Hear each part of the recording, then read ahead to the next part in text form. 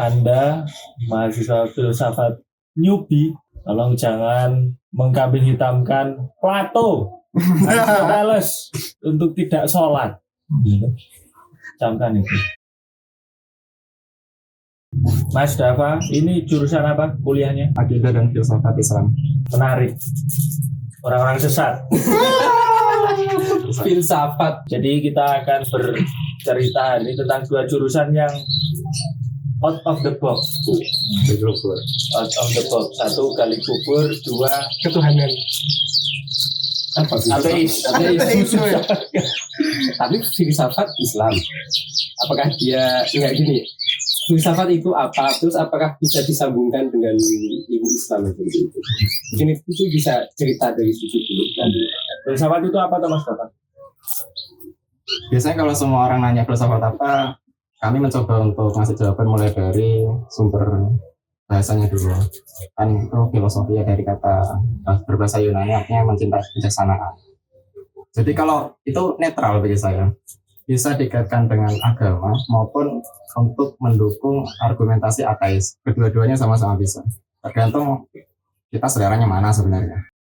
Kalau mau berpihak, kalau mau jujur ya, kalau orang berfilsafat kadang bisa sampai ateis, mentok, kadang juga bisa jadi tambah halim. Atau biasa-biasa aja juga banyak sih.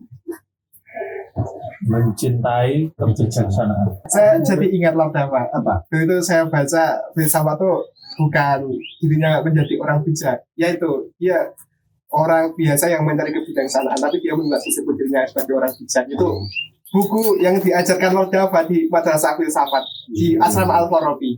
Beliau mendirikan Madrasah Filsafat, mengajarkan ilmu filsafat dimulai dengan Yunani, filsafat Yunani. Nah itu ada kata-katanya. Oh iya, saya jadi ketuanya ya. Beliau ini founding fathers dari Madrasah Filsafat. Menyesatkan orang, ya.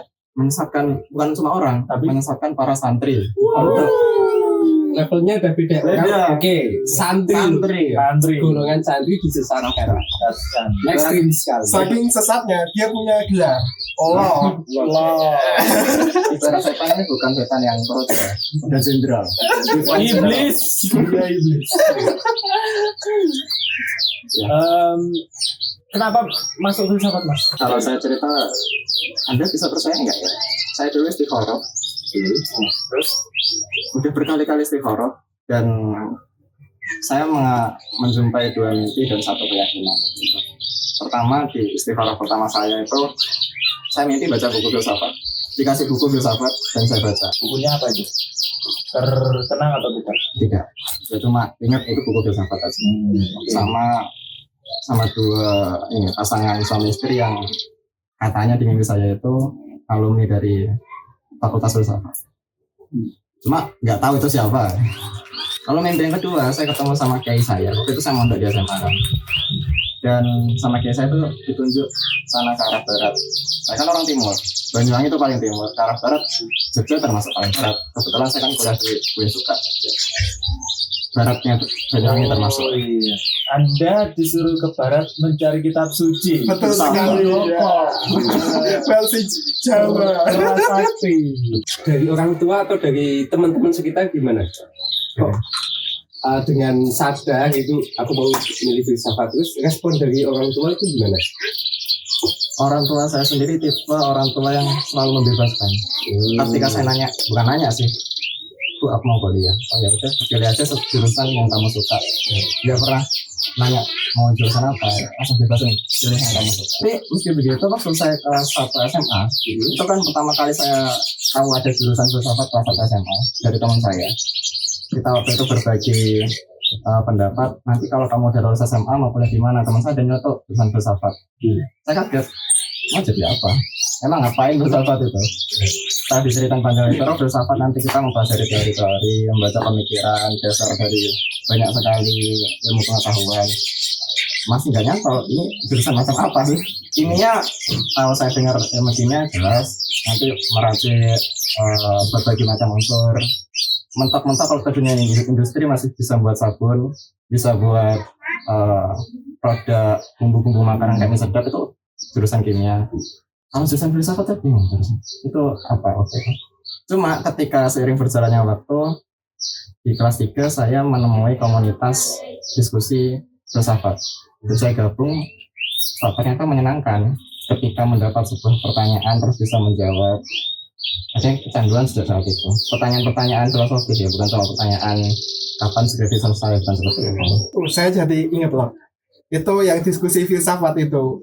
Anda salah segelintir orang yang masih bertahan dari awal sampai akhir karena itu ujiannya berat sekali. Gimana ceritanya Mas Wisla? Di komunitas diskusi filsafat saya waktu SMA, itu komunitasnya mahasiswa.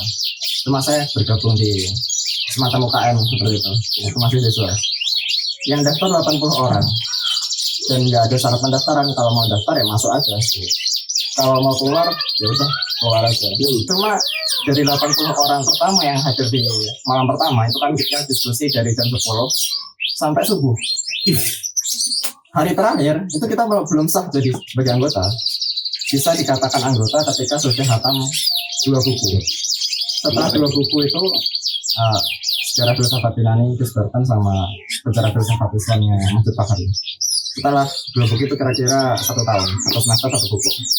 Setelah 2 tahun, setelah 1 tahun berjalan, yang bertahan cuma 10 orang.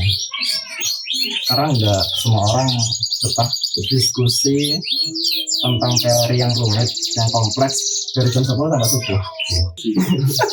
Biasanya kalau di tongkrongan laki-laki kan pembahasan kan tiap tambah malam tambah absurd. Ini mulai udah absurd. Baru mulai sudah absurd. Di luar manusia ini. Berarti di sana isinya orang-orang yang sesat gitu. Itu saya merasa tercerahkan. Wah. Ada dapat pencerahan ya. Sang pencerah. Soalnya kalau stereotip ya, mungkin ini stereotip orang kalau sama filsafat itu kayak bahasanya muluk-muluk atau terlalu sulit dimengerti kayak gitu. Nah makanya ini kita tanyain tadi apa sih isinya? Apa sih sebenarnya tentang filsafat itu? Dan kalau tadi sempat ada bahasan pertanyaan awalnya, nah kalau seperti filsafat nantinya jadi apa? Sebenarnya tujuannya itu jadi apa? Jujur juga, waktu saya SMA dulu dan memutuskan saya ingin jadi mahasiswa filsafat, saya waktu itu nggak mikir pekerjaan. Saya mikir, yaudah saya jalani dulu aja. Saya benar-benar suka sama ilmunya. Nanti bila jadi apa, ya gampang. Bila bisa jadi guru ya tak coba aja kalau ada kesempatan. Aku juga orang tua aku kan jualan bakso, aku bisa nerusin ilmunya juga. Bener-bener kalau mungkin orang kuliah pengen nyari kerjaan, aku boleh nyari ilmu. The real pencari ilmu.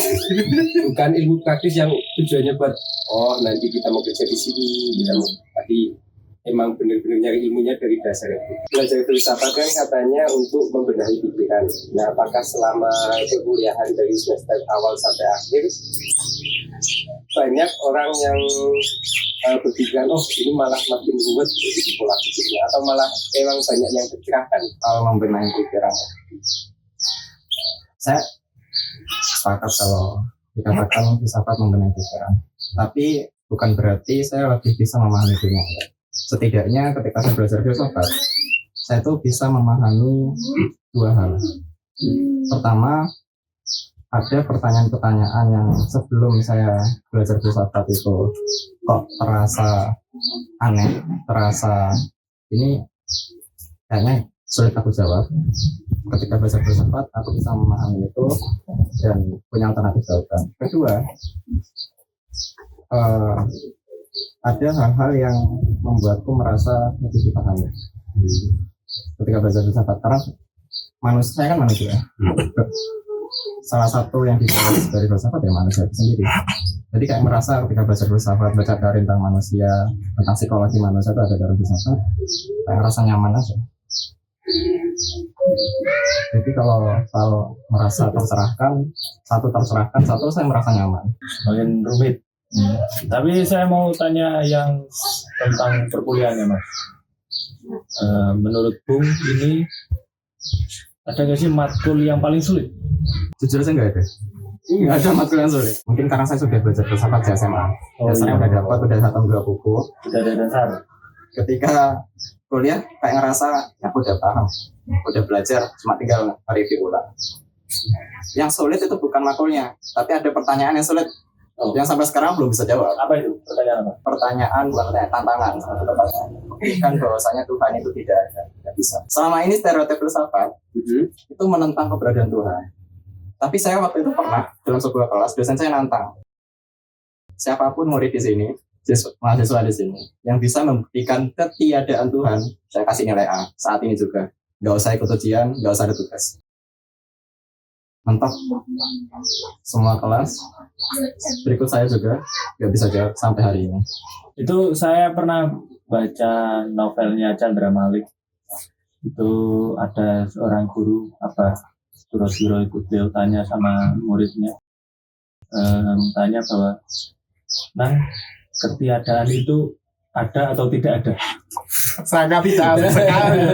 Iya. Ketiadaan itu ada atau tidak ada? Kalau ada, kenapa disebut ada namanya ketiadaan? Kalau tidak ada, kenapa ada namanya? Pusing gitu. Apakah ya filsafat mungkin belum terjawab sampai sekarang loh. Belum. Dan justru semakin saya memikirkan tentang Tuhan, yang ada saya justru semakin mendekati kesimpulan bahwa saya Tuhan memang ada. Justru mau memperkuat keimanan saya. Bukan justru kayak stereotip orang di luar sana yang katanya kalau belajar filsafat nanti semakin kita mempercayai Tuhan itu nggak ada. Saya merasa itu mereka aja belum belajar, belum menyelami aja, cuma tampilan dari luar. Memang gini, saya tahu kenapa ada stereotip itu. Memang banyak mahasiswa filsafat, nggak hanya filsafat sebenarnya. Kebanyakan mahasiswa sosku itu yang tiba-tiba setelah belajar, biasanya ada materi filsafat dasar atau filsafat ilmu di awal perkuliahan kan, mereka langsung sosokan mengatakan Tuhan nggak ada terus nggak sholat, padahal dia aja yang malas. Bukan dia bisa membuktikan masih argumentasi Tuhan nggak ada ya, dia aja malas sholat. Terus kebetulan kita sama statement dari salah satu filsuf yang mengatakan Tuhan telah mati dan aku membunuhnya, kayak Nietzsche yang ngomong gitu, atau mengatakan agama itu candu dari Karl Marx. Ini cocok ini buat jadi dalihku untuk ya males menjalankan itu seperti keagamaan. Dari situlah oknum ini membuat citra filsafat agak lain.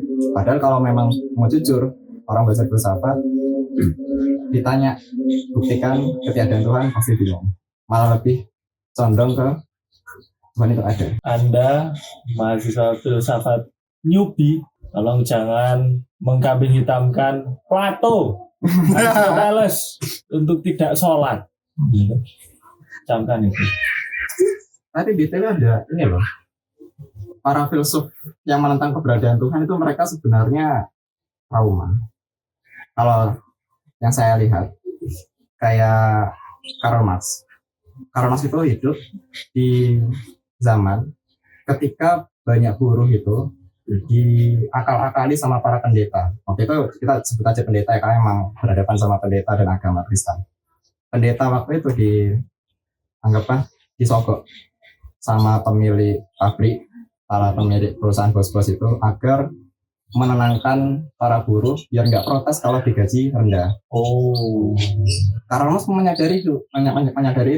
Ini kok agama malah dibuat membodohi masyarakat ya. Dia trauma kepada itu sampai mengatakan nggak butuh agama. Agama itu candu, cuma menenangkan orang biar tidak menyadari bahwa dia itu tertindas, biar nggak merotak. Harus aku lawan. Yang dilawan sebenarnya bukan agama itu sendiri, tapi agama yang diperalat, digunakan oleh kaum atas untuk menyetir yang bawah itu, kaum buruh itu. Betul sekali. Termasuk Nietzsche. Nietzsche. Nah, Itu orang Cina. Nietzsche itu katakan Tuhan itu sudah mati dan kita yang sudah membunuhnya. Itu ada dengan seperti itu sendiri. Kita harus lihat kondisi sosio kultural pada waktu itu. Di sekitar Nietzsche banyak orang miskin, orang yang gagal dalam hidupnya mengkambing hitamkan agama. Udah takdirku gini kok. Udah takdirku hidup miskin. Ngapain sih kalian kok mengolok-olokku disuruh kerja keras? Kalau udah takdirin miskin ya miskin. Nietzsche jengkel sama orang seperti itu. Kamu beragama kok justru tambah lemah, tambah gak bersemangat untuk hidup. Bunuh aja Tuhanmu. Makanya dia bilang Tuhan itu mati dan kita yang sudah membunuhnya. Maksudnya kita itu dalam artian kita orang-orang yang mau bekerja keras. Cuma orang-orang bagi saya salah nangkep itu. Kalau soal pikiran hati dari para filsuf itu apakah benar-benar mengingkari Tuhan atau tidak, kita nggak bisa akses ke situ. Tapi kalau kita mau jujur berpendapat, ya harus melihat kondisi sosiokultural di sekitarnya, kalau nggak boleh sementas. Seperti menyalahkan takdir Tuhan itu loh. Menunggu takdir, kamu kok miskin, nggak ada takdirnya kayak gini ya. Sampai sekarang kan masih relevan dengan kondisi sekarang. Banyak, Ya. pelakunya masih banyak. Ya banyak. Bahkan saya sempat menulis seperti itu, Bung. Jadi, membocorkan sesuatu rahasia negara. Kan podcast ini belum banyak yang nonton. Jadi apa? Dulu pas saya ngajar di Jogja itu, jadi suatu yayasan itu juga kita guru-guru kan, ya ada tahu lah gaji guru seberapa gitu ya. Tapi dengan dalih nanti akan diganti di surga. Waduh, Ikhlas lillahi ta'ala. doktrin. Kurang lebih seperti itu ya, hampir sama. Kayak yang dialami Konsepnya Marx. Marx. Betul, Sama. Bahkan yang terakhir yang Nietzsche. Nah, ya kayaknya pun juga relevan dengan kegiatan politik hari ini. Betul sekali. Sekarang menggunakan agama, dalih-dalih agama, supaya masyarakat itu seperti dunia, ya selesaikan dengan agama. Walaupun sebenarnya tidak nyambung. You pengen kaya ya, you jangan cuma berdoa gitu. Harus berusaha. Nah itu juga. Ya adalah salah satu Pak. Ya, stop. Tapi intinya adalah ini. Dari sekian banyak kejadian atau dari sekian banyak stereotip yang saya tangkap adalah sebenarnya filsuf itu bukan menyalahkan agamanya, tapi menyalahkan pola pikir orang atas dasar agama sehingga dia itu mendapat pembenaran dari tingkah lakunya seperti itu. Kalau dia miskin dia dapat pembenaran kalau itu adalah jalan Tuhan, padahal jalan Tuhan yang lain adalah berusaha seperti itu. Ya kayak kita bikin podcast ini itu sebuah usaha kayak gitu. Bukan cuma diam tapi juga usaha. Mungkin kurang lebih seperti itu.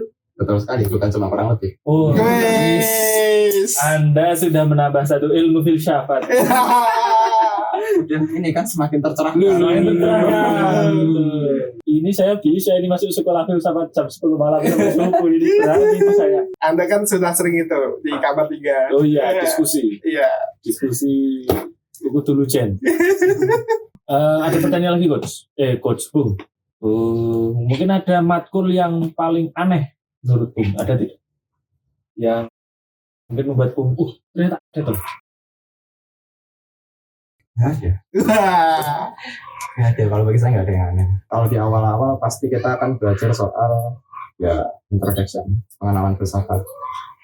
Baru semester 2 baru filsafat Yunani. Semester 1 cuma pengenalan aja. Dan malah belajar soal Pancasila, kewarganegaraan, kewirausahaan. Mungkin kalau dibilang aneh ya itu yang aneh. Kenapa kita belajar seperti itu? Aneh aja. Saya jadi ingat loh. Soal Pancasila itu di UGM sekarang yang ngejar dosen-dosen dari filsafat semua sekarang. Memang ada hubungannya gitu. Ini Gabungan ini. Gabungan. Mau gabung kan Bung yang dari mata filsafat. Pasti. Karena Pancasila itu sendiri merupakan pemikiran filosofisnya Soekarno. Kalau mau kita jujur lihat sejarahnya, Soekarno justru mengatakan awalnya itu Pancasila itu marxisme, trisila awalnya, sosionasionalisme, sosiodemokrasi, sama ketuhanan yang berkebudayaan teks aslinya. Terus sekarang ketuhanan yang aslinya sama. Karena Soekarno percaya, memprediksi bahwasanya kalau aku ngusulin 3 sila, banyak masyarakat Islam yang akan menolak. Karena 3 itu waktu itu identik dengan Kristen. Kalau 5 kan ada rukun Islam. Terus apalagi Pancadharma yang serba 5. Ada lekat sama budaya. Lekat sama budaya Jawa, Pandawa. Lebih terima banyak kalangan. Dulur papat limo pancer. Betul sekali. Dipecah yang 3 itu jadi ya sila-sila yang kita ketahui hari ini. Tapi intinya waktu itu Soekarno benar-benar pertama beliau mentransfer sosialisme yang ada di barat sana dirombak sesuai dengan kebutuhan konkret masyarakat Indonesia. Apa bedanya? Kalau di barat Soekarno melihat yang sedang tertindas itu kaum buruh. Sedangkan di Indonesia yang tertindas kebanyakan marhaen. Beda sekali. Kalau buruh di sana itu benar-benar nggak punya alat produksi. Alat produksinya milik bos, milik para pemilik modal. Mereka cuma diperas tenaga kerjanya. Tapi di Indonesia banyak kok yang punya gerobak, pedagang bakso kecil-kecil, masih miskin. Petani punya lahan, punya cangkul, tapi juga masih miskin. Kenapa kata sekarang begitu? Oh ternyata sistemnya yang salah. Bukan karena nggak punya alat. Kalau di Barat mereka miskin karena nggak punya alat, nggak punya modal. Indonesia punya modal, tapi kok masih miskin? Ada sistem yang menindas. Waktu itu dikatakan ada kolonialisme sama manipulasi pasar. Itu yang coba dilawan Soekarno melalui Marxisme. Kita kenal hari ini sebagai Pancasila. Cuma nilai-nilai filosofis itu sudah dimelencengkan sejak Orde Baru. Maka sampai sekarang jarang orang Indonesia yang tahu sejarah asli dari Pancasila. Awalnya itu Trisila. Sosok-sosok itu siapa yang pernah mendengar itu? Sosdem. Kalau sekarang kan ada Nasdem. Aslinya tuh Sosdem. Ada. Lap. Saya kayaknya pernah dengar selain Trisila ada Ekasila, gotong royong. Nah, tuh kalau dari tiga itu Ekasila, Trisila sama Pancasila itu sejarahnya duluan mana gitu? Trisila dulu. Ya, Ekasila maupun Pancasila itu cuma alternatif yang ditawarkan Soekarno. Intinya sama. Intinya Trisila. Kayak pemikirannya sama, cuma Soekarno khawatir angka ini bisa diterima sama masyarakat Indonesia tidak. Masyarakat Indonesia waktu itu sangat erat dengan fanatisme pada simbol-simbol. Angka 5 kalau nggak cocok sama angka 5 beneran ditolak. Apalagi suku Jawa biasanya benar-benar ini memperhatikan kalender tanggal-tanggal itu kan angka-angka juga. Weton. Jika sesuatu yang sederhana seperti weton, tanggal lahir seseorang yang berupa angka-angka itu diperhatikan, masa ideologi negara yang mengatur negara dari merdeka sampai kiamat nanti nggak diperhatikan betul. Makanya sekarang nawarinnya aku punya 3 tawaran. Ekasila, Trisila, sama Pancasila, silakan pilih. Kalau di SD ya, kita bahas lingkupnya dari paling kecil dulu SD. Memang tidak diajarkan tentang sejarahnya kayak dulunya itu ini Ekasila atau Trisila kayak gitu. Dulu mungkin emang sempat ada pelajaran tentang Trisila kayak gitu, tapi di SMA kalau nggak salah. Nah kalau PPKN terutama dalam lingkupnya Pancasila ini gimana Mas? Kalau di pendidikannya sekarang? Kalau saya melihat itu kita kan ada kurikulum ya. Kurikulum itu kan memperhatikan tingkatan kognitif dan juga afektif dari anak. Nah, mungkin untuk lebih memudahkan anak-anak kan lebih mudah didoktrin gitu. Kayak gini ya harus seperti ini ya, itu mudah sekali didoktrin, ditiru karena sifatnya mereka meniru. Di kurikulum kita itu kita pahamkan Pancasila terlebih dahulu. Setelah paham secara permukaannya baru dibedah satu persatu. Jadi di kelas 8 sudah ada kok Trisila, Ekasila, Pancasila. Di kelas 7 sudah ada, tetapi belum terlalu mendalam karena nanti diperdalam di SMA. Bahkan saya PKN itu baru paham Pancasila, Trisila, Ekasila pas kuliah. Pas kuliah saya baru paham. Ternyata itu adalah ground norm, itu norma yang besar, nilai-nilai diambil dari nilai-nilai masyarakat dan dia sifatnya tidak bisa diwujudkan. Nah itu pas kuliah saya baru paham. Jadi mungkin ya memang kita harus pahamkan dulu ke anak-anak permukaannya dulu. Karena orang kalau kita tidak mencintai Pancasila sebagai dasar negara kita ya akan sangat mudah untuk namanya kemungkinan diganti ya. Makanya banyak sekali pemberontakan ya dari dulu. Makanya dipahamkan dulu sejak kecil bahwa cintailah Pancasila, nanti diperdalam satu persatu. Supaya ketika mereka nanti bertarung di pikirannya, ya kok kayak gini, mereka sudah dewasa, sudah bisa membedakan mana yang baik dan mana yang salah. Seperti itu. Mungkin seperti itu dari guru PKN. Sedikit melenceng, Coach. Saya tahu kemarin sedikit membahas partai-partai di Indonesia itu. Saya pikir tidak semua partai itu ideologinya itu Pancasila.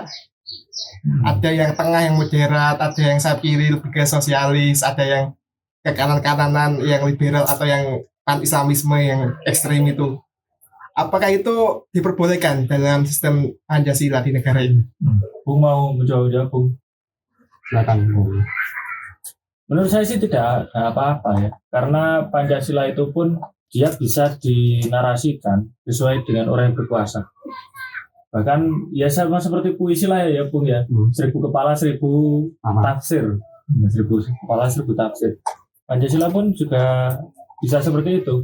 Orang bisa mungkin menganggap Tuhan Yang Maha Esa dari sisi Islam beda, dari Hindu beda, dari Buddha beda, dan dari yang lainnya beda. Bahkan keadilan sosial itu pun dari sisi satu agama ke agama yang lain mungkin bisa berbeda. Apalagi dengan narasi sama-sama ada yang Islam ekstremis kanan, ekstremis kiri, orang bisa memandang berbeda seperti itu. Karena ya bisa, karena kita kan juga bebas aktif juga, bisa ke sana kemari ya. Bahkan kita tidak berteman dengan, bukan tidak berteman, kita bisa berteman dengan negara barat, dengan negara-negara timur, negara Pancasila itu tadi. Makanya dia bisa multi tafsir. Makanya juga Pancasila itu bisa dibawa oleh tiap kekuasaan yang berbeda. Soekarno mengartikan Pancasila dan Soeharto berbeda. Soekarno nantinya dia kemudian menganggap Pancasila itu bahwa nantinya di pemerintahnya dia bisa demokrasi terpimpin, tapi di Soeharto bisa berbeda. Dia bangun dari bawah, tetapi korupsi. Ya berbeda-beda multitafsir. Sangat menarik sekali Coach. Sangat menarik.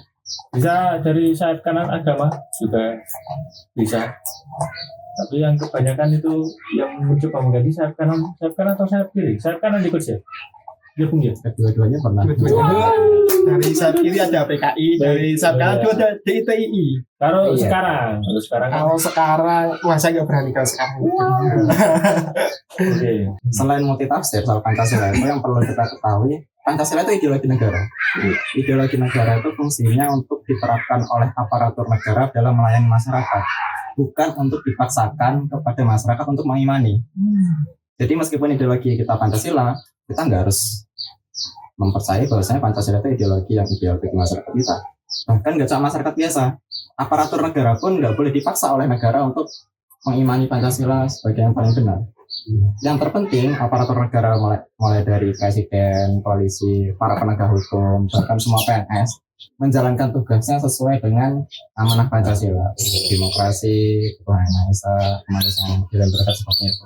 Ya, mulai berat atau mulai cukup berat, tapi kita kembalikan lagi pada tadi filsafatnya. Mata kuliah lain contohnya apa Mas? Yang berhubungan dengan filsafat atau tidak? Yang berhubungan. Yang berhubungan dulu. Banyak, mulai dari sejarah filsafat Islam, Yunani, pertengahan, modern, postmodern, kontinental, kontemporer, timur, barat, itu baru yang Yunani. Filsafat Islam, awal, pertengahan, modern, itu ada. Oh, Biasanya kronologis. berarti lebih ke perbedaan tempat dan perbedaan waktu. Kalau yang Mas anggap tidak sesuai dengan filsafat itu sendiri, maksud yang di luar itulah, di luar tentang sejarah dan tempat atau masa lalu. Ada kewirausahaan, tapi bukan tidak sesuai. Itu sebenarnya lebih ke realistis. Kaprodinya memasukkan materi kewirausahaan karena tahu banyak lulusan filsafat nanti bakal ya nggak keterima kerja, nggak guna ijazahnya, makanya disuruh wirausaha seperti itu. Urusan praktis berarti ya. Betul. Ada pertanyaan Mas Adam? Nah, kalau lulus itu gelarnya apa tuh Mas? Di prodi saya gelarnya S1 SAG masih akidah dan filsafat Islam. Selain belajar filsafat, oh iya, kita juga belajar soal akidah Islam juga. Akidah, teologi Islam, kita belajar dari apa namanya, Asaria, berbagai macam jenis teologi di dalam sejarah Islam itu. Makanya dari itu kenapa Pak SAG sebenarnya untuk mempermudah kita nyari kerjaan. Waktu itu sebelum kurikulum 2016, sebelumnya berarti sekitar 2012 kurikulum itu, banyak alumni filsafat yang kesulitan nyari kerja gara-gara gelarnya SPhil I, sarjana filsafat Islam, sama STHI, sarjana teologi Islam. Kalau sarjana agama masih bisa masuk ke Kementerian Agama, masih bisa ngajar guru akidah di MA maupun SMA, masih bisa. Bayangin guru agama Anda di SMA adalah lulusan filsafat. Mungkin berminat tuh, Bung. Sebenarnya saya berterima sekali untuk mencerahkan adik-adik. Mencerahkan. Mencerahkan ya. Kalau sekarang sudah punya gambaran atau mau fokus kemana? Udah lulusan filsafat Jujur belum. Yang di depan mata saya cuma skripsi. Yang tolong itu nanti yang ditanyakan. Oh iya. Wah, ini siap. Tidak aman. Masih tentang bunuh diri pun. Masih. Kita sama. Sejalur ini sama-sama. Memang satu circle bunuh diri. Ya ada. Nanti kalau sudah selesai, Ya. saya akan kembali ke sini. Kita buat podcastan lagi. Oke. Sebelum selesai skripsi dan sesudah selesai skripsi. Oke. Apakah orangnya masih Sama. tidak bunuh diri? Wow. Apakah ini dokumentasi terakhir? Oke, keren sekali filsafat. Mungkin ada pesan-pesan buat yang berminat filsafat, siapkan apa? Apakah harus siapapun bisa masuk filsafat atau tanpa punya pikiran apa-apa, mau masuk filsafat itu bisa. Silahkan tuh. Pesan, kalau Anda ingin masuk ke jurusan filsafat sebagai mahasiswa, pertama Anda jangan mengharapkan kaya dulu deh dari jurusan Anda, kaya dari hasil ijazah Anda. Ya, sadar diri aja ijazah Anda nggak terlalu berguna dibandingkan jurusan lain. Jadi kalau misal Anda bukan tipe orang yang kuliah karena mengharapkan ilmu, paling enggak kuliah main-main untuk belajar filsafat nggak apa-apa. Tapi kalau kuliah filsafat untuk mengharapkan uang, ya itu pikiran sesat justru itu. Sesatnya di situ. Sesatnya di situ. Lalu soal belajar filsafat, kalau memang Anda bersungguh-sungguh, di luar sana itu banyak yang menyarankan bagi orang awam untuk belajar mulai dari membaca novel filosofi. Saya nggak menyarankan itu. Kenapa Bu? Nggak menyarankan. Justru kalau Anda yang belajar filsafat, baca langsung buku filsafatnya. Yang kronologis minimal dari Yunani. Karena ketika sudah dijadikan novel, memang menarik untuk dibaca. Saya waktu baca juga menarik. Tapi membuat ajarannya itu, tujuan dari penulisnya untuk menyampaikan ajaran ini yang menyangkal paham apa ini disampaikan di sosial kultur yang seperti apa, tidak semua orang bisa menangkap itu ketika disajikan dalam bentuk novel. Mereka cuma nangkap cerita lewat aja. Oh, si tokoh jalan dari satu alur masa ke masa yang lain, cuma itu aja. Tapi nggak bisa nangkap sosial kultur ketika filsuf ini mencetuskan paham ini kayak apa yang sedang dihadapi filsuf itu nggak tersaji lengkap dalam novel. Anda bisa ketika Anda punya IQ yang tinggi, cuma kan nggak semua orang baca sih. Kalau pesan jangan sok-sokan masuk filsafat terus rambut gondrong nggak mau sholat. Rambut gondrong nggak apa-apa, nggak sholat tetap jalan. Nggak apa-apa nggak sholat, tapi kalau Anda bisa membuktikan bahwasanya Tuhan itu tidak ada, buktikan dulu. Anda gondrong doang kagak filsafat tidak berguna gitu. Negara ini atur bumi. Oke, terima kasih sekali Bung Dava sudah mencerahkan kita tentang filsafat teman-teman yang berminat. Bung Dava di UIN Suka. Betul, Win suka. Ya, Universitas Islam Negeri Sunan Kalijaga. Mungkin di universitas yang lain bukan AFI ya, murni berarti. Banyak yang filsafat murni. Biasanya kalau udah universitas Islam itu ya filsafat Islam. Atau kata-katanya sih lain. Ada yang filsafat Islam, ada yang filsafat agama, ada yang ya, tapi ya seputar itu juga yang dibahas, beda. Oke, terima kasih Bung. Jadi sepertinya kalau di UIN Suka dan di UIN yang lain itu lebih lengkap filsafatnya karena dia membahas filsafat Barat dan juga agama Islam.